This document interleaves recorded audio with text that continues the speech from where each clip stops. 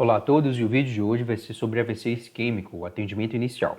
Na verdade é só o atendimento inicial, aquele quando você está de plantão, chega um paciente com suspeita ou com AVC confirmado e você tem que tomar todas as medidas.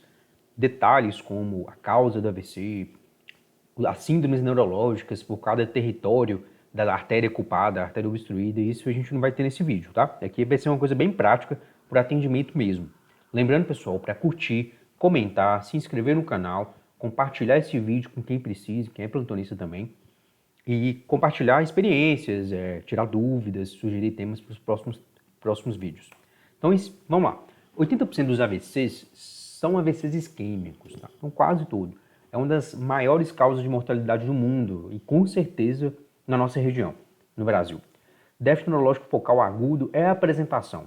Então, todo déficit neurológico focal agudo, eu falo hemiparesia, hemiplegia, disartria, paralisia facial, coisas assim, a gente tem que pensar em AVC, é igual a pensar em AVC. E isso é igual a fazer a estabilização do paciente, o ABCD primário, tem um vídeo só disso, por favor, assistam quantas vezes forem necessárias para você ter isso na cabeça e fazer em todo plantão, vai precisar em todo paciente grave ou potencialmente grave. Você vai definir o uso de fibrinolítico, se tem contraindicação e se tem indicação, critérios para fazer fibrinolíticos, e se não tem contraindicação, aí você vai fazer esse disponível e iniciar a propedêutica, tá? Então vou falar só da inicial, aquela que vê detalhes, que vê síndromes neurológicas, aqueles AVCs criptogênicos, como descobrir a causa. Isso é uma outra abordagem, não faz parte da abordagem do canal. Então vamos lá. Suspeitou de AVC, ou seja, tem um déficit neurológico focal, é igual a fazer ABCD primário, tem que estabilizar o paciente. Comumente ele chega estável, pressão alta, mas saturando bem, consciente a maioria das vezes, mas pode acontecer que não. É uma coisa tão comum que muitos pacientes têm uma apresentação grave, você tem que fazer esse ABCD primário, tem que estabilizar o paciente. Depois você vai fazer uma anamnese hemifísico. Uma glicemia capilar é obrigatória em toda suspeita de AVC isquêmico e um TC de crânio sem contraste o mais rápido possível, tá? Então, essas quatro coisas. Suspeitou de AVC isquêmico é igual a fazer essa sequência de condutas, tá? Vamos detalhar melhor cada uma. Então, na anamnese exame físico, você estabilizou o paciente. Na anamnese exame físico, o paciente vai ter um quadro agudo de hemiparesia ou hemiplegia. Ele paralisa ou tem uma fraqueza importante na metade do corpo. Então, é igual pensar em AVC. Hemanestesia, uma afasia ou disartria, então ele não consegue falar, fica afásico, mutismo mesmo, mudo, ou então tem uma fala embolada, hemenopsia, então assim, parte do campo visual o paciente perde, ele vai descrever isso. Heminegligência, você conversa com ele do lado esquerdo ou direito, por exemplo, ele não te escuta, quando você vai para o outro lado, ele responde normalmente. Então pode acontecer paralisia facial.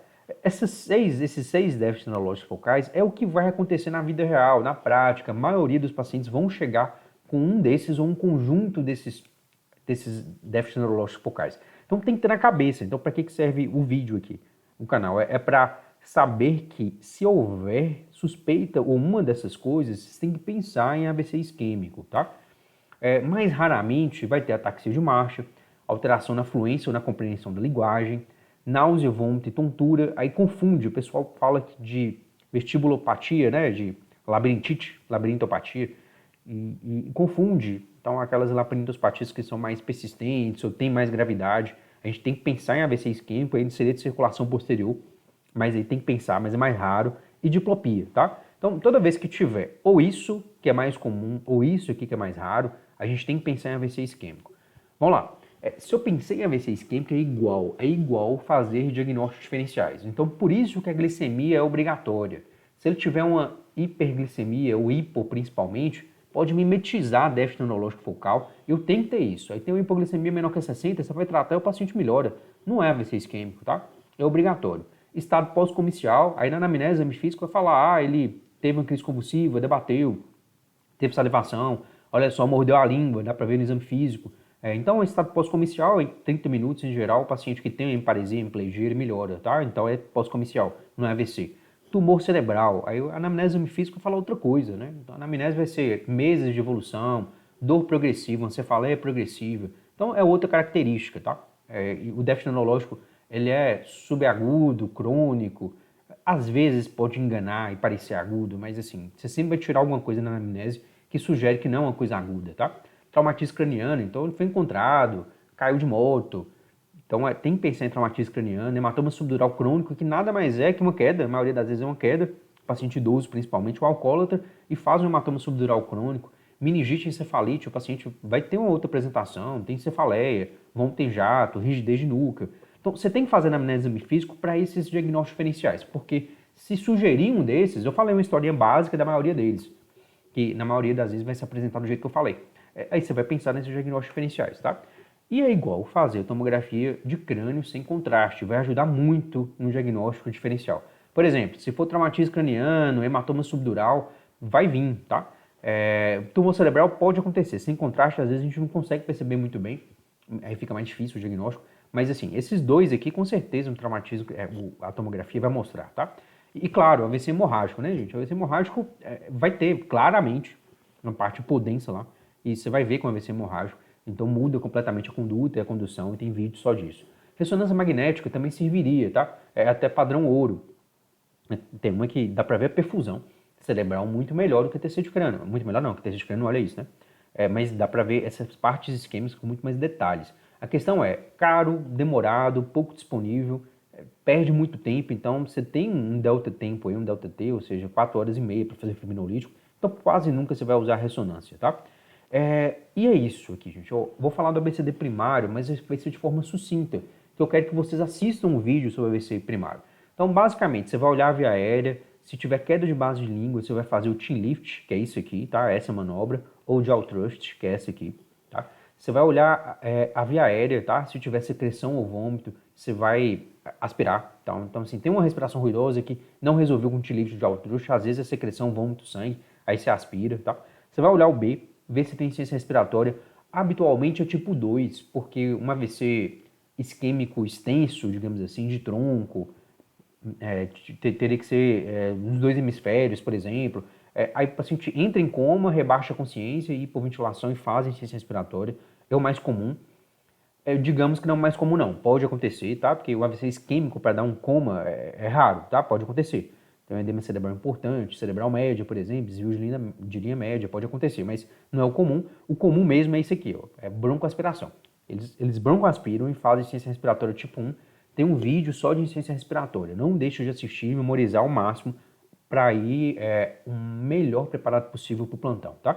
E a broncoaspiração leva a pneumonia química, uma insuficiência respiratória em poucas horas de evolução, ou pneumonia aspirativa, em geral, leva alguns dias para fazer insuficiência respiratória. Vai fazer oxigênio, se não resolver oxigênio e o tratamento daquilo, né, pneumonia aspirativa, por exemplo, tem um vídeo só disso. Fazer ventilação mecânica, que também tem um vídeo só disso. Então você vê que as coisas se relacionam, assim, um assunto leva ao outro. Então assistam todos os vídeos no tempo que você precisar, mas assistam, tá?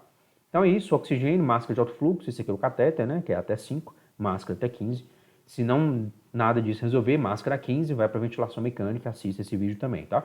O C, em geral, o paciente vai estar hipertenso, tá? Quase sempre ele está hipertenso. A gente tem uma emergência hipertensiva. Mais raramente ele vai estar normotenso e mais raramente ainda hipotenso ou com choque, tá? Então é isso. Aí você vai controlar. Normotenso não precisa, né, gente? Uma emergência hipertensiva tem um vídeo só disso. A gente vai falar sobre controle pressórico nessa vídeo ainda. Hipotensão tem um vídeo só de choque, aminas e reposição volêmica. Então assistam também, tá? Então é isso. O D, você vai fazer a escala de Glasgow, olhar a pupila e ver sinais neurológicos focais, tá? Então às vezes você não conseguiu ver ali se tem um sinal neurológico focal. No D, do ABCD, você vai verificar sobre isso, tá? Então, Glasgow, vocês estão cansados de saber, mas eu vou repetir. Abertura ocular espontânea é 4, o chamado 3, o estímulo doloroso 2. Nada é 1, tá? Orientado, que é confuso, 4, 3 palavras inapropriadas, 2 sons incompreensíveis e 1 sem resposta. Na parte motora, obedece ao comando 6, localiza 5, retirada inespecífica, 4, decortica, descerebra e sem resposta, 3, 2 e 1 respectivamente. Decorticação é sim, é essa a apresentação que faz, tá? Não se esqueça. Decorticação é dessa forma que o paciente se apresenta, tá? Se o Glasgow for menor que 8, é obrigatório fazer uma glicemia capilar. Tudo bem que só de ser suspeita de AVC isquêmico, você já vai fazer glicemia capilar. Mas lembre que a hipoglicemia é uma causa rapidamente reversível de coma e de déficit neurológico focal, tá? Lembre disso. Se a glicemia é menor que 60, para alguns autores 70, você vai fazer soro glicosado hipertônico, 50%, 40 a 60 ml. Lembrar da profilaxia de Wernicke-Korsakoff, que Quando o paciente tem um fator de risco, em geral desnutrido, alcoólatra ou mais comum, você tem que fazer tiamina, 100 mg IV ou IM, tá? Lembre que Wernicke pode levar a um déficit neurológico, um dano neurológico severo e sequelar. O paciente nunca mais é o mesmo. Então é uma coisa fácil de prevenir, mas às vezes é impossível de tratar. Uma possibilidade, se você não tem a tiamina, é fazer o citoneurin, 5.000 unidades em M. Eu sei que tem um monte de outras vitaminas do complexo B que eu vou dar de forma desnecessária, mas é um ajeito que a gente pode fazer na prática, assim como o complexo B. 5 ampolas em 100 de soro e corre livre na veia, tá? Imediatamente após correr a glicose ou enquanto você está correndo a glicose hipertônica. Pupilas. São várias alterações pupilares, mas é que importante na emergência é a anisocoria. Sempre vai ser a anisocoria, porque pode ser potencialmente fatal. A gente tem que pensar em herniação cerebral, central ou de úncus, né? Igual vocês podem ver no vídeo aqui, tá? Central ou de úncus. Vai ter a tríade de Cushing, nem sempre, mas vai ter, que é hipertensão, bradicardia, padrão respiratório irregular. Você tem que fazer manitol, 0,5 a 1 grama por quilo, que corresponde à apresentação de 20%, que é a única que a gente tem disponível na nossa região, 100 a 250 ml endovenoso em 30 a 60 minutos. O paciente pequeno corre 100 ml, o paciente grande corre 250, vai estar dentro de 0,5 a 1 grama por quilo. Vocês vão pedir, depois de estabilizar o ABCD primário, os exames. Claro que o mais importante é ver a questão do fibrinolítico, eu vou falar nos próximos slides. Mas já pede esses exames, já pede na urgência e deixa lá alguém coletando enquanto você vai pensando na fibrinólise, tá? Então tem que pedir hemograma e plaqueta, troponina, coagulograma, que envolve atividade pantomina, RNI, PTTA, ureca, tinina, potássio e sódio, tá? É interessante pedir também raio-x de tórax, PA e perfil, se o paciente tolerar. Se ele estiver mais instável, é só AP no leito. E eletrocardiograma de 12 derivações, todo paciente com AVC isquêmico tem que ter, é igual a ter, tá? Fibrilação atrial é uma causa importante de AVC isquêmico, é um dos fortes motivos que a gente tem para pedir o eletro, tá? E lembrar do fibrinolítico, tá? Então, quais são os critérios de inclusão? Então, vai ser início de sintomas a menos de 4 horas e meia, paciente com mais de 18 anos, sem contraindicações, tá? Contraindicação é a parte mais chata desse vídeo, mas vocês têm que ter, printa isso aí, colocam, então tem alguns aplicativos que já tem essas contraindicações, vocês só fazem checagem igual eu fiz aqui, mas você tem que checar uma por uma na anamnese exame físico. Então você vai perguntar lá, simplesmente perguntar, tem AVC isquêmico ou TCE grave nos últimos 3 meses? Se tem, contraindicou, pronto, acabou, não vai usar fibrinólise. Mesma coisa com cirurgia intracraniana ou de coluna, tá? Histórico de AVC hemorrágico, tumor cerebral, sintomas sugestivos de hemorragia subaracnoide. Tem um vídeo só disso, hemorragia subaracnoide, então assistam, mas basicamente você fala intensa, pior que teve na vida. Então a gente tem que pensar em hemorragia subaracnoide. Só de ter isso, o AVC isquêmico não costuma ter esse tipo de cefaleia, mas só de ter já contraindicou. Então você não vai fazer fibrinólise, tá? Hemorragia digestiva nos últimos 21 dias, neoplasia maligna gastrointestinal, hemorragia ativa, tipo hematúria, que tá ativa, então você não vai fazer, tá? Uma suspeita de endocardite bacteriana, o paciente tem sopro, febre, a endocardite em si pode soltar êmbolos sépticos e isso dá um AVC isquêmico, mas o paciente vai ter, então não vai ser só um déficit neurológico focal que chega no AVC. É um paciente que é cardiopata, tem problema de válvula cardíaca, valvopatia, estava com febre e tem algumas semanas ou dias, muitos dias isso acontecendo e fez o evento neurológico. Então vai ter uma história, vai ter uma suspeita. Não é do nada, né? Não é simplesmente o paciente, estava bem e de repente fez um déficit neurológico focal. Não vai ser assim. Então, suspeita de endocardite, você não vai fazer também fibrinólise, tá? Suspeita de dissecção de aorta, então tem uma dor lancinante, torácica, irradia para o dorso, tem muitas vezes alteração de pulso, né? Déficit de pulso em um membro ou outro, e o raio-x, igual eu falei, que tem que fazer no paciente com AVC ou suspeita de AVC isquêmico, vai ter um alargamento mediastino, tá? Coagulopatia, se o paciente fala que tem uma coagulopatia, muitas vezes já tem um relatório de hemato, por exemplo, não vai fazer. Plaqueta menos de 100 mil, RNI maior que 1.7, PTTA maior que 40 segundos, ou uso de algum anticoagulante em dose terapêutica. Aquele liquemine 0,25 de 12 em 12 em 8,8, heparina 0,4 ml ou 40 mg subcutâneo de 24 não conta, tá? Isso é profilático, tá? Agora, a dose terapêutica, tem até no vídeo de TEP, tem a dose direitinho, como é que prescreve a forma terapêutica dos novos anticoagulantes da heparina, é contraindicação absoluta também a fibrinólise, tá? Contraindicações relativas, aí você tem que sentar com o paciente, com o neurologista, quem estiver lá e discutir. Se os déficits neurológicos foram leves, com melhora espontânea, talvez não seja necessário. Politrauma severo ou cirurgia de grande porte nos últimos 14 dias, considera fazer ou não fazer, tem que ver o risco. Crise convulsiva, gestante, tudo é contraindicação relativa, você tem que avaliar caso a caso, tá?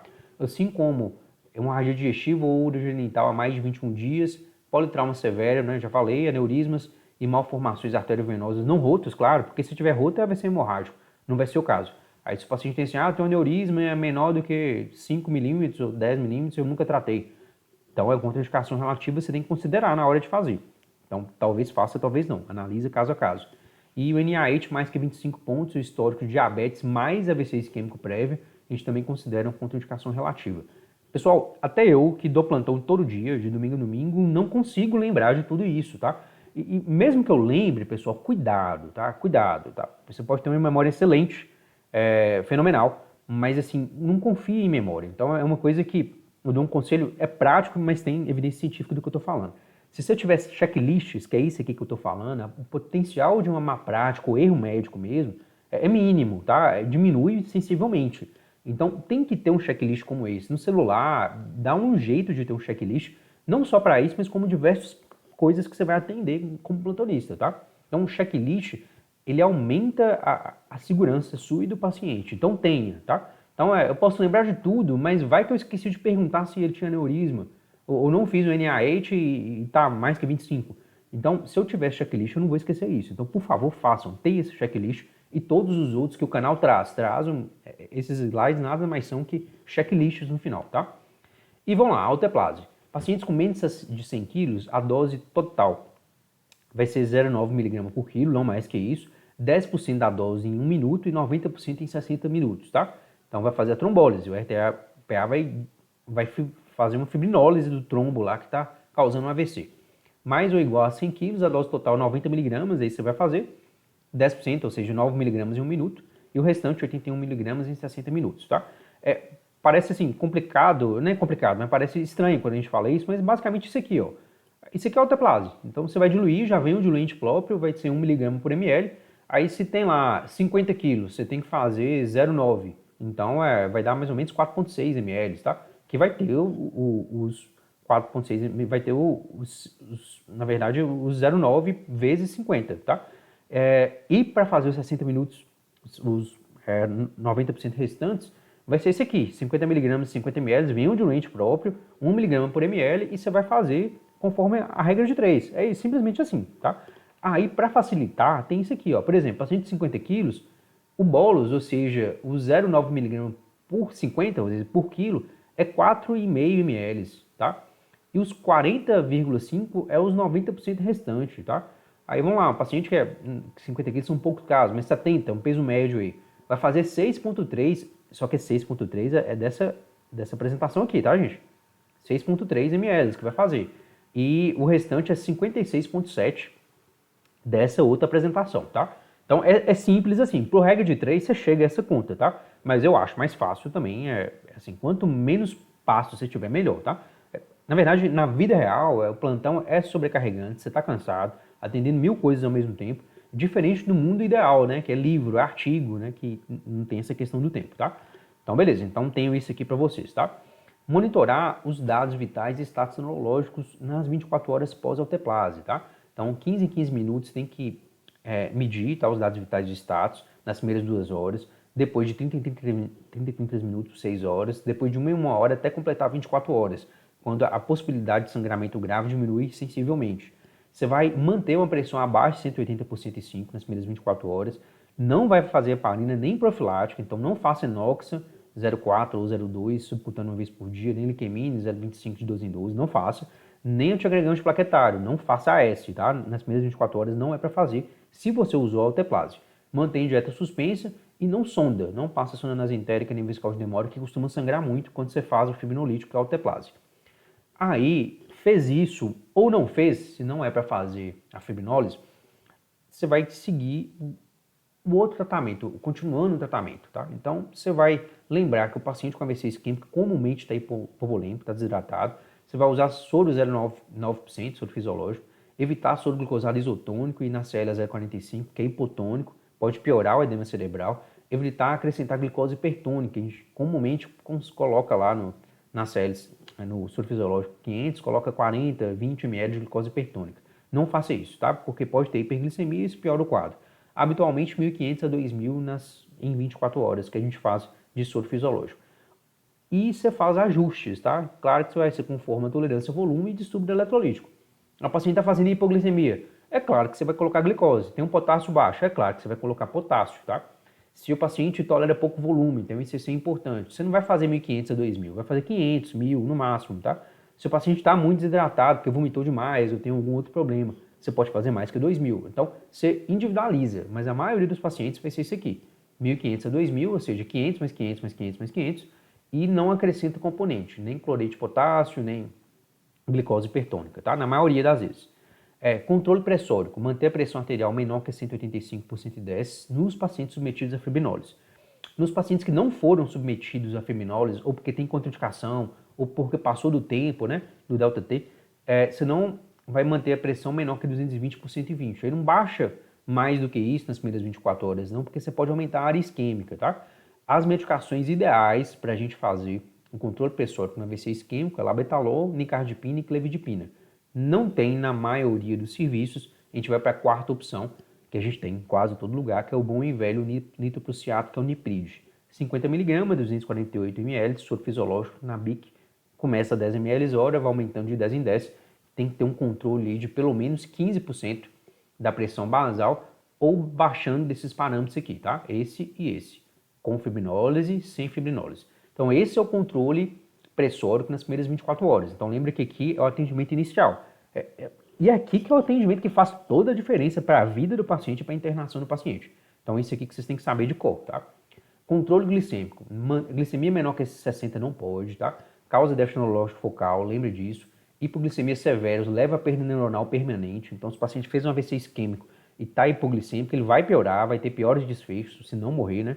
Tem hiperglicemias que são associadas a piores desfechos também. Então, não só a hipo, mas a hiperglicemia também.